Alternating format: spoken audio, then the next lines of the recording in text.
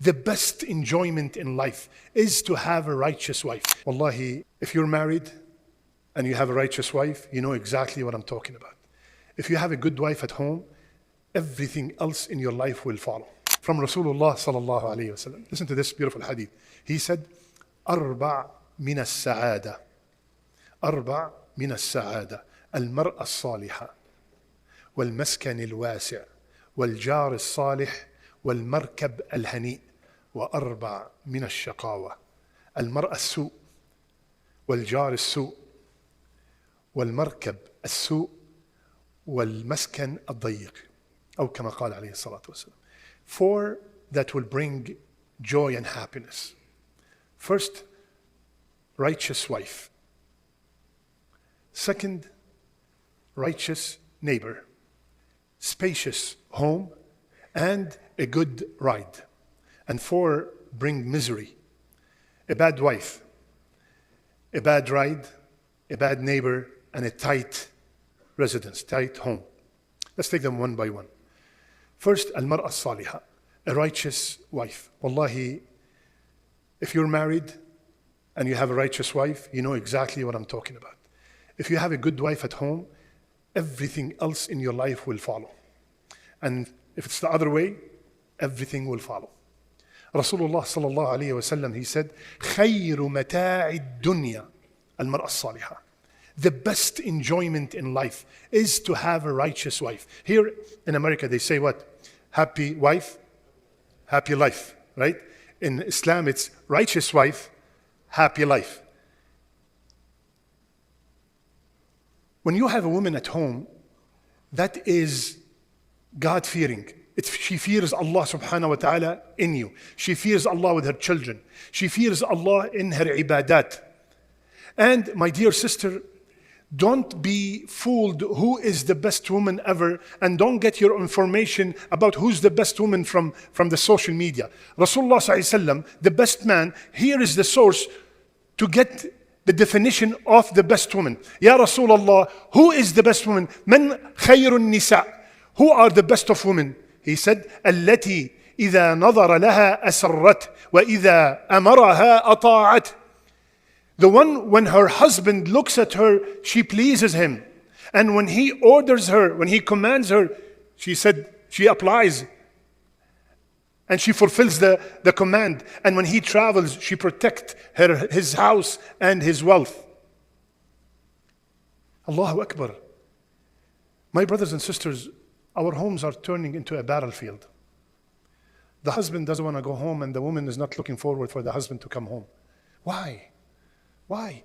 You know what's the main reason? Because we did not study the rights of the husband and the rights of the wife. When we go to even learning how to drive, we take 30 days and 40 days and maybe more to learn how to stop, to parallel park and all that stuff. But when it comes to marriage, yalla ya shabab, suicidal. I will figure it out. I don't know what my rights and what are my dues, and she does not know. That is where the main conflict takes place. But imagine, just like I go to work, they tell me you got to do this, this, this, and that. Stay away from this, this, and that. I know, and then we got promoted, and everybody's happy. Similarly, and more importantly, in my life, because if you notice these four things, the wife, the house, the neighbor, and the car, the ride, they are things that I interact with on a daily basis. Right? So, when I know my rights, when I know my dues, and I'm giving my dues, I'm expecting my rights. So my sister, when the husband is fulfilling his rights, is fulfilling his dues, he's taking care of everything he's supposed to take care of. He's treating you with respect and honor. In return, هل جزاء الإحسان إلا الإحسان? In return, my sister, is there any reward for ihsan? Is to reciprocate ihsan? He comes home, he wants to find a good, nice, hot meal, a clean home, kids that are welcoming him. And even if you go to work, you can balance between work and home. And if you cannot balance between work at home, I'm telling you from here, quit your job. Focus on what you would be questioned about. You're not going to be questioned about your job, but you will be questioned about that man. You will be questioned about these children. إذا صلت المرأة خمسها وصامت شهرها وحفظت فرجها وأطاعت زوجها دخلت من أي باب من أبواب الجنة. When the woman pray her 5 daily prayers, fast the month of Ramadan, protect her chastity and obeys her husband. Like I repeat in the nikah, many of the sisters are allergic when they hear obey the husband. But they think that the sheikh is the one who said obey the husband. They forget that the one who said obey the husband is the one that you ask Allah every single day to gather you with. And look where obey the husband came with. The 5 daily prayers. The month of fasting of the month of Ramadan. Protect yourself from adultery and protect yourself from any kind of haram relationships.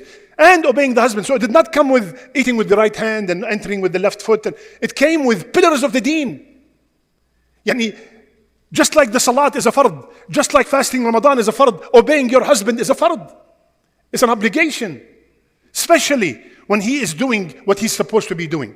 So my brother, treat your wife with respect, with honor, and give her her rights, and automatically, bi'idhnillah, if she is a righteous wife, she will automatically reciprocate and do the same for you.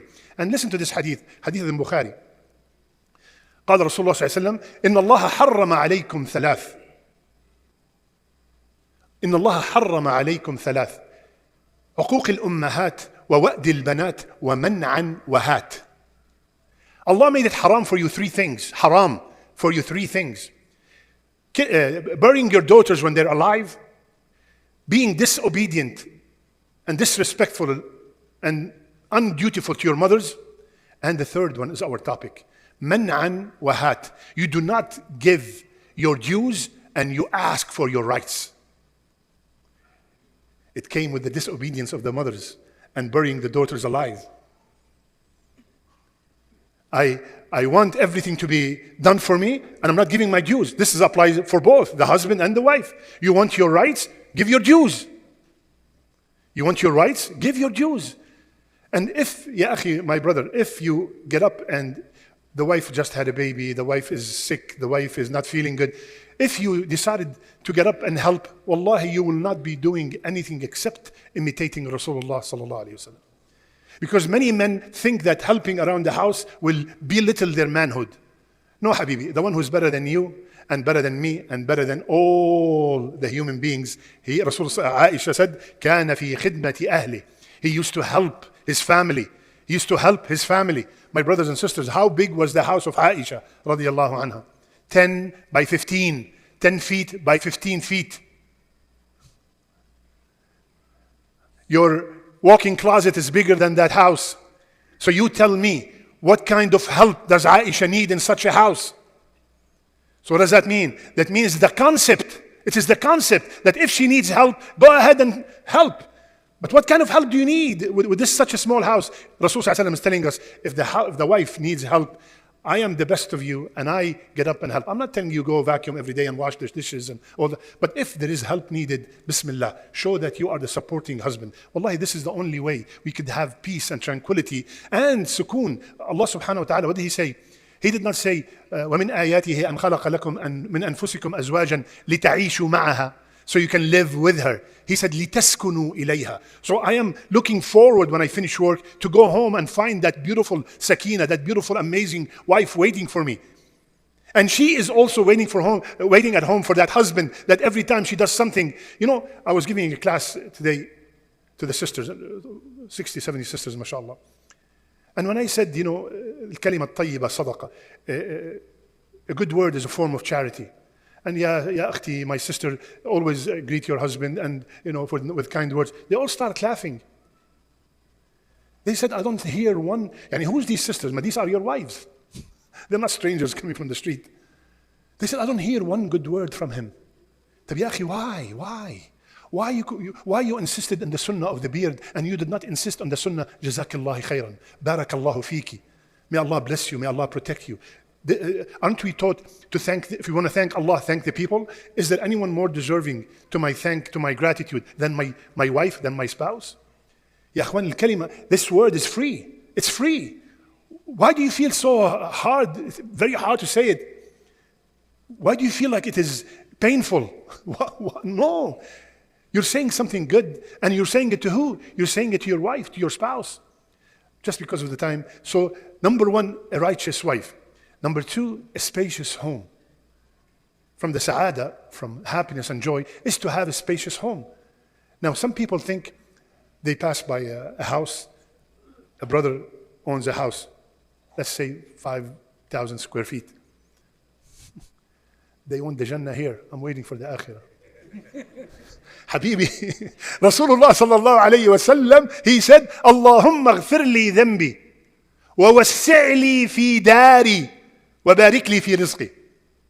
Ya Allah, forgive my sins, expand my home, and put barakah in my rizq. Rasul sallallahu alayhi wa sallam made dua for a spacious home. Who told you it's haram if you're getting the house in halal means? You worked so hard for that home. Who said it's haram to have a nice, spacious home where everybody has their own room, you have your space to study, space to pray? Allahu Akbar. Who said it's haram? Third, a good neighbor. No matter how beautiful is that house, how huge is that mansion, how many technologies you have in it, subhanallah, if you have a bad neighbor, all of that will be ruined. A good neighbor, Rasulullah sallallahu alayhi wa sallam, and I want you to imagine this. Imagine, Rasul sallallahu alayhi wa sallam is talking to the Sahaba. Wallahi la yu'min. Wallahi la yu'min. Wallahi la yu'min. By Allah, he's not a believer. 3 times. Sahaba, who's that, Ya Rasulullah? The one whom his neighbor is always worried about his harm. He's not a true believer. The one who's his neighbor is constantly worried what he's going to do today. What are his kids is going to ruin my garden? How is he going to greet me? Are they going to curse? Or they... Subhanallah, a good neighbor. And the last one is a comfortable ride. At that time, it used to be a horse or a camel. And now, if someone has a comfortable car, subhanallah, Rasulullah sallallahu alaihi wasallam is telling us it is one of the means of happiness. It is one of the means of happiness. So there's nothing wrong with having a car that starts by itself, maybe drives by itself. Huh? Imagine that if you look at all 4, the opposite of them is really true misery. True misery. Imagine you come home and you have a wife that is constantly frowning. She's still with the same clothes that you left her in the morning, with her hair like a broom, and she smells like, one day she alternate, one day garlic, one day onion. And you come home. What kind of home you're coming to? And imagine that your neighbor is constantly, either the dog is barking, or the music is playing, or he comes drunk, or he curses you every time he sees you. No matter how beautiful is his house, you're not going to enjoy it. And you have a car that every morning you have to jump it and knock at the neighbor, do you have cables? It gives you such a hard time. All that brings misery, subhanAllah. And one more point on the neighbor, subhanAllah. One of the righteous, one of our salaf, he used to, let's say that there's a neighborhood and the houses in it are all $50,000, let's say. So he listed his house at $75,000. So everybody came to him and said, how come the neighborhood's all 50,000, 50, 45, 51? How come you're asking for 75? He said, because the prices of the house is 50, and because of I have the neighbor so-and-so, that costs 25,000 to be his neighbor. This is, when you have a good neighbor, the value of your house will go up. If we as Muslims act as true Muslims, wallahi, I mentioned that before.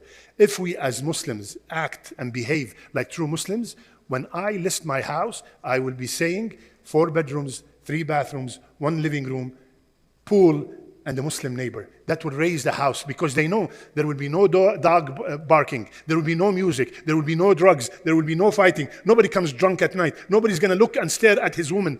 Subhanallah. But when we act as Muslims, so 4 things will bring happiness and 4 things will bring misery. May Allah fill our home with all 4 that will bring happiness. May Allah subhanahu wa ta'ala keep us happy till the day we meet Him.